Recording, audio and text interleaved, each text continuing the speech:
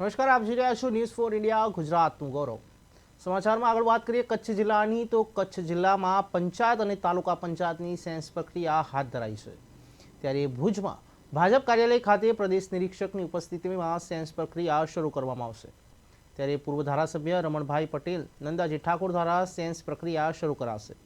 ત્યારે 2 દિવસ સેન્સ પ્રક્રિયા ચાલશે અને પ્રમુખ અને ઉપપ્રમુખ બનવા માટે સેન્સ પ્રક્રિયા ફરી ચાલુ કરવામાં આવશે. તો કચ્છથી એક મહત્વના સમાચાર સામે આવ્યા છે. તો જિલ્લા પંચાયત અને તાલુકા પંચાયતની એક વખત ફરી સેન્સ પ્રક્રિયા હાથ ધરવામાં આવશે. તો કચ્છમાં કમલમની ઓફિસમાં આ નિર્ણય લેવાયો છે. ત્યારે ભુજમાં ભાજપ કાર્યાલય ખાતે પ્રદેશ નિરીક્ષકની ઉપસ્થિતિમાં આ નિર્ણય લેવાયો છે.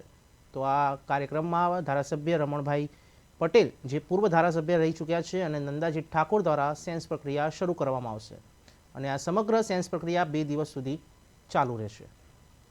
જી, આજે ભારતીય જનતા પાર્ટી કાર્યાલય કમલમ ખાતે પ્રદેશ નિરીક્ષકો દ્વારા સેન્સ લેવાની પ્રક્રિયા આગામી જે જિલ્લા પંચાયતના પ્રમુખ અને ઉપપ્રમુખ અને નગરપાલિકા અને તાલુકા પંચાયતના પ્રમુખ અને ઉપપ્રમુખની વરણી માટેની તૈયારી આજે પ્રદેશમાંથી શ્રી નંદાજી ઠાકોર, અમારા પ્રદેશના ઉપાધ્યક્ષ શ્રી, અમારા કૌશલ્ય કુંવરબા પ્રદેશના ઉપાધ્યક્ષ શ્રી, અને રમણભાઈ પટેલ, પૂર્વ ધારાસભ્ય અને પૂર્વ જિલ્લા પંચાયતના પ્રમુખ, એની ઉપસ્થિતિમાં ત્યારે જિલ્લા પંચાયતના સૌપ્રથમ જિલ્લા પંચાયતના લોકોનું સેન્સ, એટલે જિલ્લા પંચાયતના સભ્યો અને અમારા જિલ્લાના હોદ્દેદારો અને પ્રતિષ્ઠિત જે અમારા પાર્ટીના જે આગેવાનો છે એના દ્વારા સેન્સની પ્રક્રિયા ચાલી રહી છે.